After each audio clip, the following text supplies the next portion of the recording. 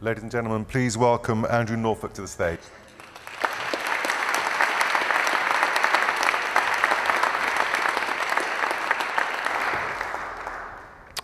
Thank you. On a Friday afternoon, just over 5 years ago, in August 2010, I'd taken a long weekend. I was driving through the Scottish borders en route to Edinburgh, and a news item came on the radio. A court case had just finished at Manchester Crown Court, not far from here. 9 men had been found guilty of multiple sex offences against one 14-year-old girl. She'd been befriended and then passed around these men for sex. And there was an exchange between the young reporter outside the court and the presenter in the studio in London. The presenter clearly knew as little about the case as I did, because I'd not heard anything about it until the item came on. The presenter was saying, "This sounds terrible, these are horrific offences. What was it about these 9 men? Did they know how did they know each other? Did they have anything in common?" And there was an embarrassed silence, and the young reporter sort of went, "No, I don't think there's any suggestion that these men had anything in common." Now, they hadn't named the men, and I sat there in my car, knowing nothing about the case, thinking very uneasily, I bet I know something these men have in common. This was 2010. I'd started on the Times in London in 2000. I moved up to Leeds in 2003 as North East correspondent, and as the years passed, I'd begun to notice what seemed to be a similarity between a number of little cases that were cropping up. Stories that would come across your desk, local newspaper reports, press agency articles. Cases where a number of men, 2 or more men, were being convicted of sex offences against girls who were almost always aged 12 to 15. The first meeting had been in a public place. It wasn't people they knew. It was a meeting in a bus station, in a shopping mall, on a street corner. And these kids, young adolescents who were wanting to be treated as more grown-up than they were, a lot of them from pretty tough backgrounds, were going through an initial befriending, grooming process, and then alcohol, drugs, being lured into a world where they were suddenly completely out of their depth. And in the worst cases, were being put into cars, taken to houses for so-called parties, and a lot of men were waiting to have sex with them. There was one other thing these cases had in common. It was very difficult to avoid noticing that the names of almost all the offenders were Muslim names. And that was really weird, because almost every form of sexual offending against children that we know in this country is overwhelmingly white men, usually acting on their own. Abuse in the family, in institutions, against boys, against prepubescent girls, online. White, white, white. But this was different, and yet each case was being treated as a one-off, totally isolated, no pattern. And that day in the car in the borders, I said to myself, when I get back to Leeds, I'm going to check. And if these 9 men are Muslim names, then finally I've got to get over my fear that this is a story it's impossible to cover, because it is the far right's dream story. Innocent white girls, evil, dark-skinned men. How do you cover that? But I can't carry on ignoring it. And sure enough, when I got back, I looked up. It was indeed as I'd thought. The next day I sent a very long email to the news editor in London, said, "Look, I think there's something going on here. We need to look into it. Will you give me some time?" And he gave me what turned out to be 3 months. Most of that time was spent trawling online, searching through newspaper archives in local libraries, trying to find cases that fitted the pattern.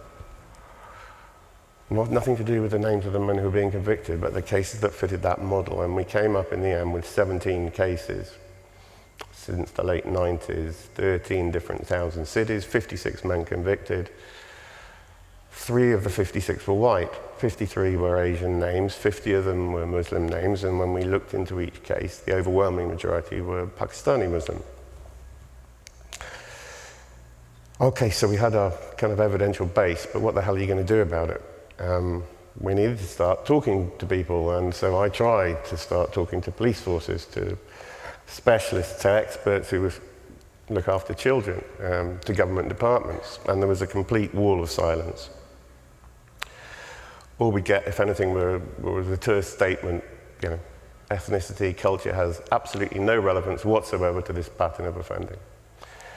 In the end, I found one small charity which worked with the families of victims, and through them I got to know some of the families and to understand that the court cases where people were actually being prosecuted were actually a tiny, tiny minority, because in most cases parents had been trying really hard to get help for their kids. They were going and knocking on doors, they were pleading with social services, with police to do something, and nothing was happening.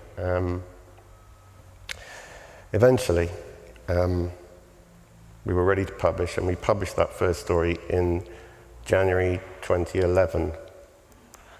The whole of the front page and 4 pages inside.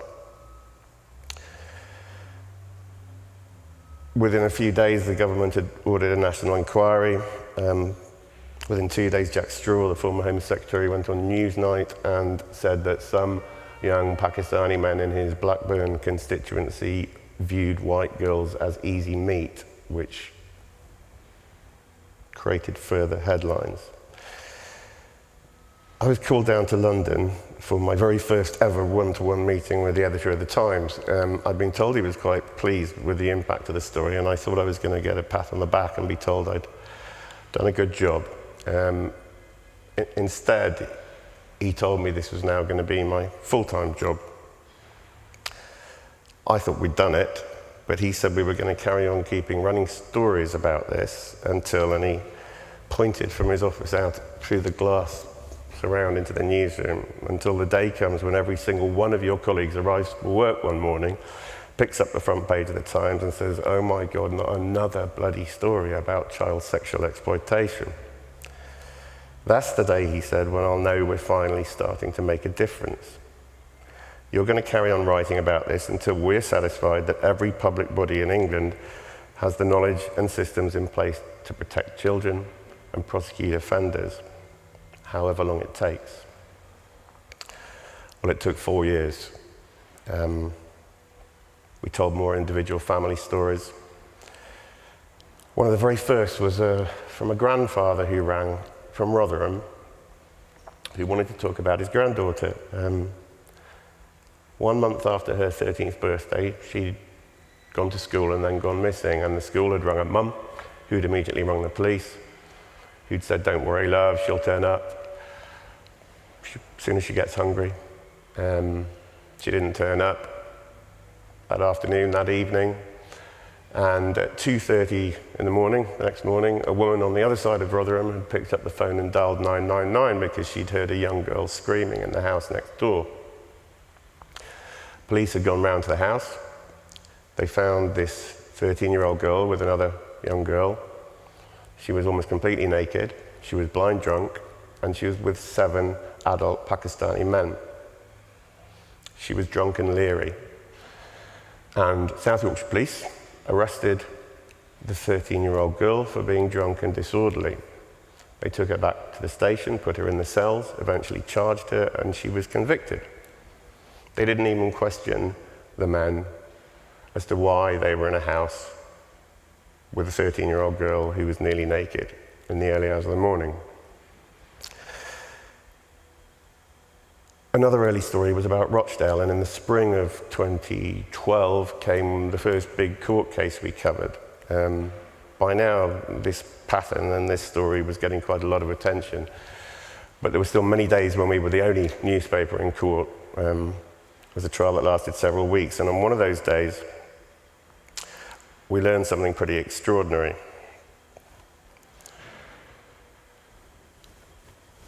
One of the victims was a girl from Essex, but she'd been put into a children's home in Rotherham, and she was the only resident of that children's home.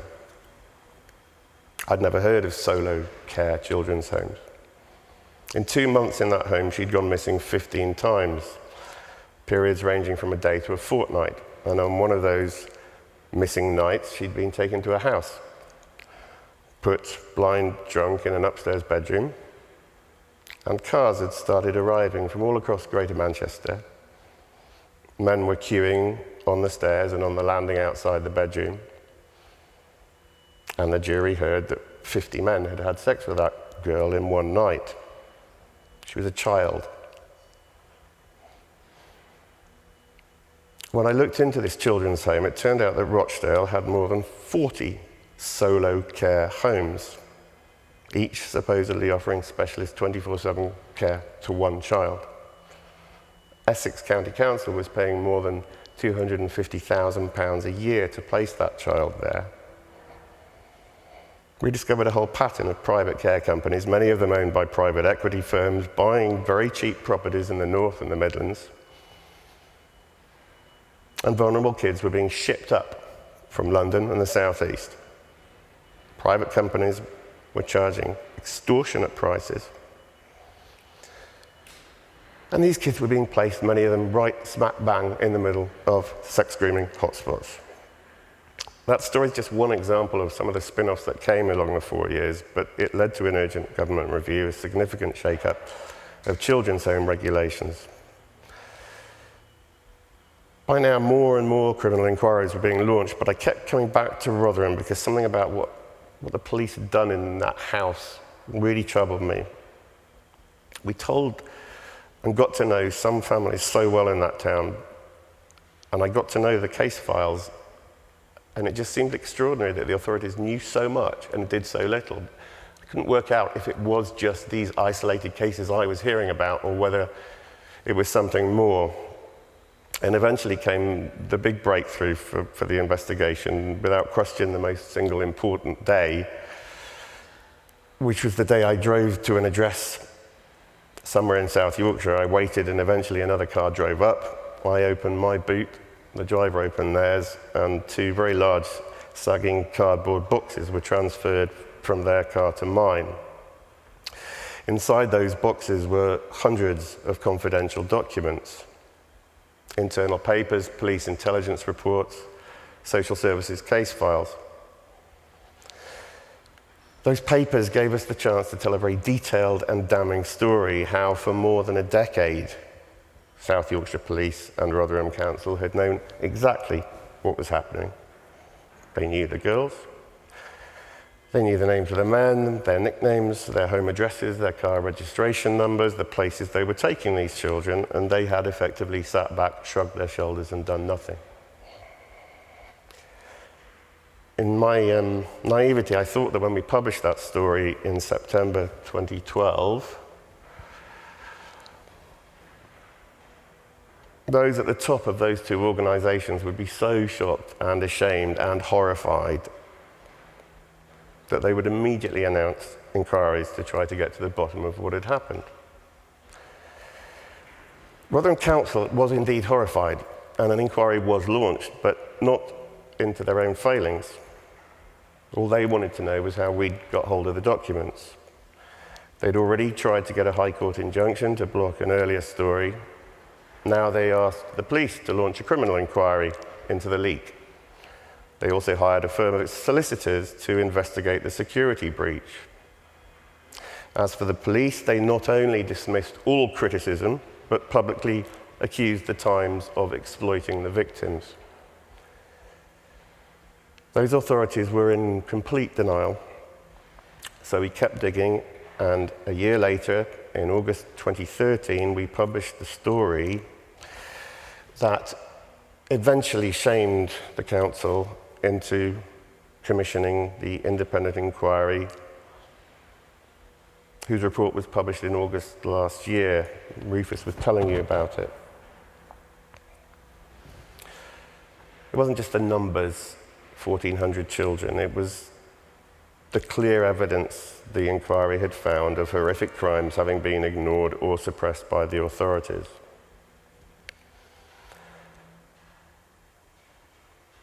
As Rufus said, suddenly Rotherham became headline news globally. China, Australia, Canada, you name it. And when I think back to what the editor said to me 4 years ago, we're going to keep on until, the council's chief executive told a parliamentary committee in evidence that the reason the council felt forced to commission that inquiry that ended up having such huge repercussions was because, quote, the Times wouldn't leave us alone. In the outcry that ensued, several senior people lost their jobs. Then the ruling Labour cabinet resigned en masse. Finally, the local authority was found not fit for purpose, and it's now run by a team of government-appointed commissioners. I think this story is an example of why newspapers matter. For years and years, people in that town had been desperately concerned by what was going on. They'd tried their very best to raise the alarm. Young girls and their families had pleaded with the police. Frontline workers told their bosses. Internal reports were written, seminars held, letters sent to chief constables, MPs, government departments, and absolutely nothing changed. And finally, when all else failed, someone very brave decided in desperation to place their trust in journalism.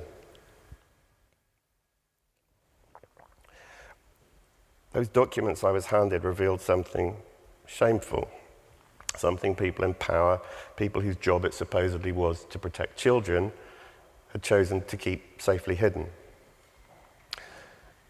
It was, for obvious reasons, a very uncomfortable story to put on the front page of a national newspaper, but it was true. And sometimes it really is the uncomfortable truths that are the ones it's most important for journalists to tell, because if we don't, no one else will. On my own, I could have done exactly the same work as I've done these past 5 years, and it would have achieved precisely nothing. I could have posted blogs, I could have stood and shouted on street corners. It wouldn't have changed anything. But this wasn't me alone. This was the Times, which showed an extraordinary level of commitment and trust in allowing one of its staff reporters to pursue a single investigation for such a long time. And because it was the Times that kept running those stories, people listened. It wasn't the sort of story that immediately makes people rush out to buy newspapers. It exposed us, particularly in the early months, to some severe criticism, to accusations of racism. Our motivation was questioned, but we kept going. And we ended up giving a voice to some pretty invisible kids. And those articles have, I think, ended up changing the way this country responds to and tackles the sexual exploitation of children by groups of men. Some children, I hope, are safer as a result. That is journalism in the public interest. And to have had a chance to play a role in that process makes me a very lucky person. Thank you.